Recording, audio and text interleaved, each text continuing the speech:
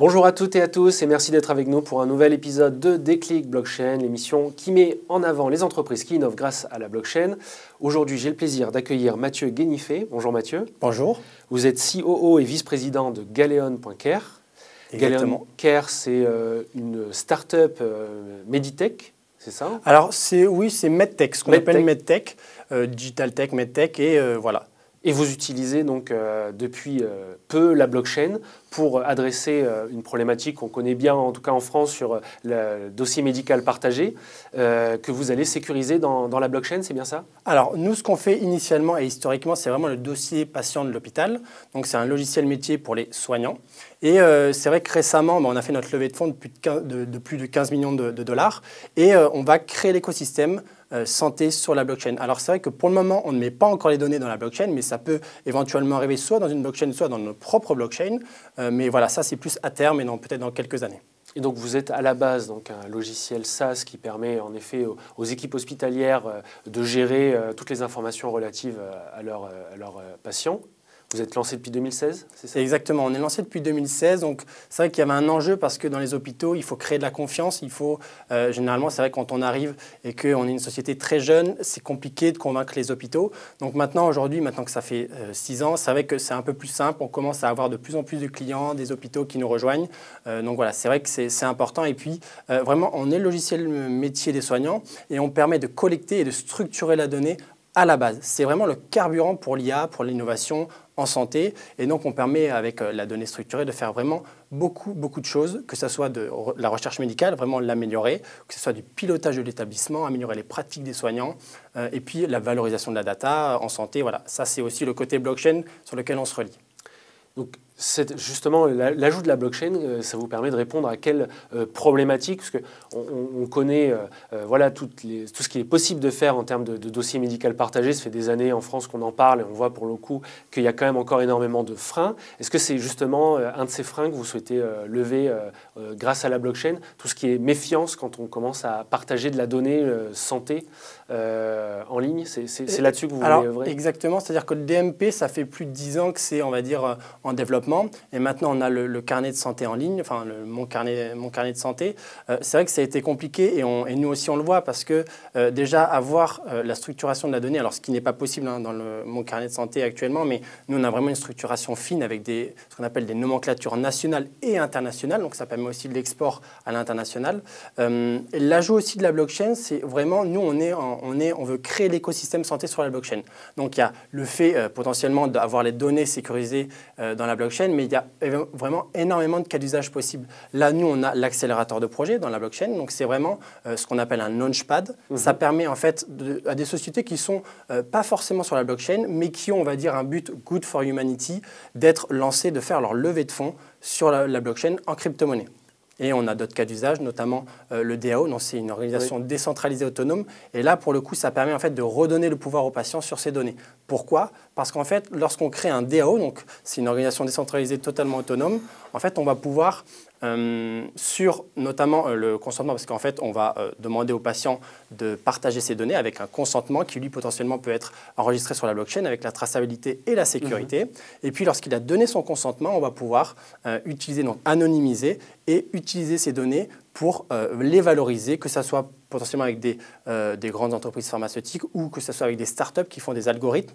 On va pouvoir échanger ces données-là et les valoriser. Puis, ce qu'il faut savoir, c'est qu'une partie de cette valeur va être redistribuée aux patients, mais pas sous forme de crypto-monnaie, mais plutôt, enfin pas directement à eux, mais ça va être dans le fonds DAO. Et donc ce fonds, en fait, lui, va financer des recherches à but non lucratif. Et là, l'idée, c'est que le patient et celui qui détient le token Galéon, en fait, à 50-50, ils vont pouvoir décider des futures recherches à but non lucratif qui seront financées. D'accord. Pas seulement donc, les projets qui potentiellement seront soutenus dans le cadre du Launchpad, mais ça peut être le cas, enfin, pour montrer les synergies qu'il y a du coup dans l'écosystème que vous êtes en train de créer entre tous les acteurs concernés. C'est un cas d'usage potentiel. C'est ça. Et puis, ce qu'il faut savoir, c'est que alors, ça peut être des entreprises qui passent sur l'accélérateur de projet. Par contre, le DAO financera que des projets de recherche à but non lucratif avec un résultat libre de droit. C'est le côté un peu éthique et good for humanity qu'on veut amener dans la valorisation des données là-dessus. D'accord. Pour revenir sur le projet en lui-même, donc vous avez fait cette levée de 15 millions de dollars, c'est ça, il y a 4 mois. Oui. Quelle est la roadmap que vous suivez justement sur ces problématiques? J'imagine que le Launchpad ou la DAO est en train d'être formalisé. Exactement. Alors, on est vraiment sur un projet long terme. C'est-à-dire qu'on n'est pas là pour faire un projet qui va durer quelques mois et surtout, la valeur se fera sur du long terme. Là où on a un projet court terme, c'est vraiment le Launchpad. Ça sera cette année, en 2022. Donc, normalement, ça sera plutôt sur la fin d'année qu'on va lancer la première ICO sur notre Launchpad. Et puis ensuite, l'année prochaine, ça sera l'internationalisation et le DAO. Donc, une première version, en tout cas bêta du DAO, de la plateforme DAO pour pouvoir voter.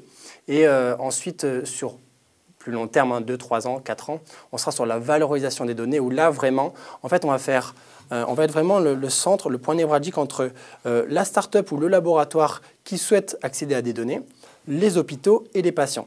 Et donc, les patients vont avoir dans le fonds DAO, donc on va être représentés grâce au fonds DAO. Les hôpitaux vont aussi percevoir sur les contrats qui sont faits de valorisation des datas une certaine somme qui vont se partager entre eux. Et puis, le laboratoire, lui, va pouvoir exploiter les données pour trouver de nouveaux traitements, résoudre des problèmes de santé. Pour parler plus spécifiquement aussi de blockchain, est-ce que vous développez votre propre blockchain? Ce que vous avez l'air de dire tout à l'heure, vous êtes associé sur des blockchains existantes. Comment est-ce que vous menez justement ces projets Alors, on n'a pas encore notre propre blockchain et on va dire qu'on est en étude, mais ça ne sortira pas dans cette année-là. Ça va être assez compliqué, on va dire, surtout au niveau technique. Parce que créer sa propre blockchain, ça demande quand même beaucoup de matière grise, on va dire, pour le développement. Mais ce n'est pas exclu qu'on le fasse.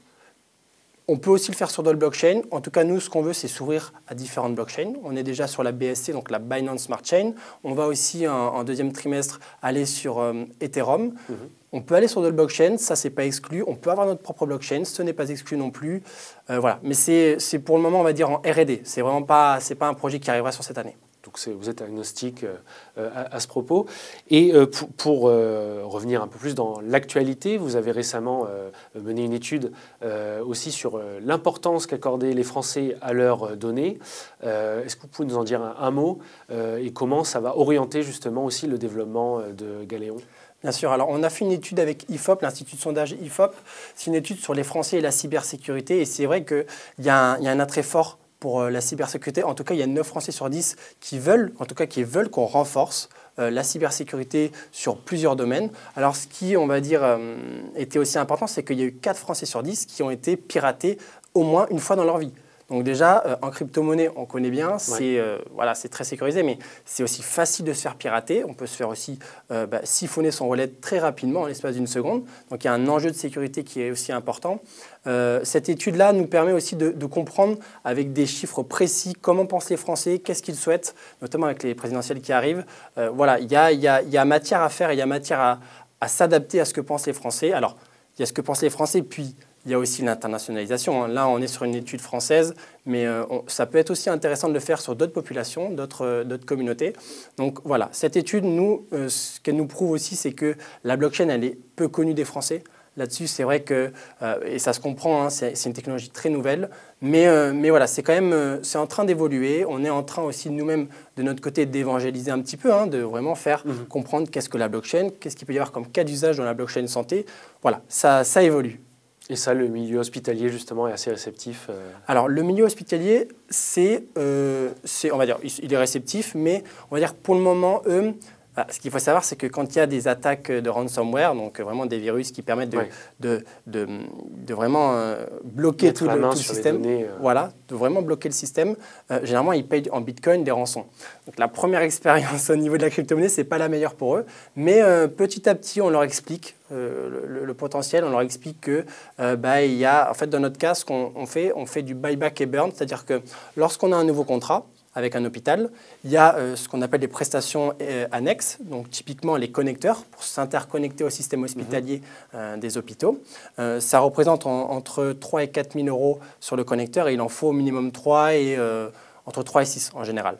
Et ce qu'il faut savoir, c'est que ces connecteurs-là, donc le montant de ces connecteurs, on va buyback et burn. Donc on va racheter sur les marchés l'équivalent du montant des prestations et les burn. C'est un peu comme quand Apple fait un buyback de ses actions. Donc ça permet à long terme de soutenir le cours sur la crypto. D'accord, donc c'est un argument que vous mettez en avant auprès de ces établissements justement pour collaborer avec vous. Bien sûr. Un mot aussi sur le développement. Donc vous avez déjà des clients en France. Vous ambitionnez, j'imagine, aussi de vous développer sur d'autres marchés. Oui. Est-ce que c'est déjà le cas au travers de la solution SaaS ou est-ce que c'est justement aussi ce switch sur la blockchain qui va vous permettre d'adresser ces marchés? Bien sûr. Alors, ce qu'il faut savoir et ce qu'il faut comprendre, c'est que le logiciel Galéon, à la base, il est écrit en anglais. Donc, est traduit en français. Donc, très facilement traductible en italien, en espagnol et d'autres langues. Après, l'internationalisation va commencer sur l'année prochaine, plutôt 2023. Typiquement, on pourrait faire des événements comme le CES de Las Vegas aussi pour évaluer d'autres marchés.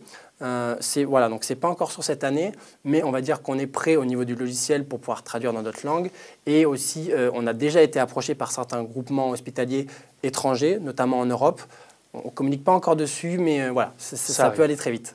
Super. Merci beaucoup Mathieu, en tout cas, pour votre temps, pour avoir accepté notre invitation. Merci beaucoup. Dernière question classique de l'émission. Comment vous, personnellement, vous avez eu le déclic pour ces sujets crypto, blockchain? En fait, moi, j'ai connu la blockchain en 2012. Je commençais un petit peu à bidouiller avec mon ordinateur. J'avais 17-18 ans. Et puis, je commençais vraiment à miner un peu du Bitcoin. Alors, on minait 0,0001 Bitcoin par seconde. Bon, bien évidemment, j'ai miné du Bitcoin, mais je n'ai pas gardé tout pendant 10 ans. Je n'ai pas revendu au plus haut. Mais c'était intéressant. Et c'est vraiment comme ça que j'ai appris à me mettre dans la blockchain. J'ai appris ce que c'était le Bitcoin. C'est vrai qu'au début, c'était très Bitcoin. Il n'y avait pas d'autres crypto-monnaies. Et je me souviens aussi que c'était pour acheter du Bitcoin, il fallait se rencontrer en vrai avec une clé USB, c'était assez compliqué. Mais ouais, c'était cette expérience qui m'a fait découvrir le monde de la blockchain et de la crypto. Et qui vous a à terme donné aussi envie, j'imagine, d'entreprendre sur ces sujets-là. Exactement, puisqu'en plus, avec les cofondateurs de Galéon, l'idée c'est qu'en plus, vraiment, eux, ça fait plus de 2 ans qu'ils sont aussi dans la blockchain. On teste pas mal de choses dans la blockchain depuis 2 ans. Et ça devenait évident que pour Galéon, on devait créer l'écosystème santé sur la blockchain, parce qu'en plus, il n'y en avait pas. Donc, voilà. Super. Merci beaucoup en tout cas Mathieu et bon courage pour le développement de Galéon.care. Merci aussi à vous de nous avoir suivis. On se dit à bientôt pour un nouvel épisode de Déclic Blockchain. Au revoir.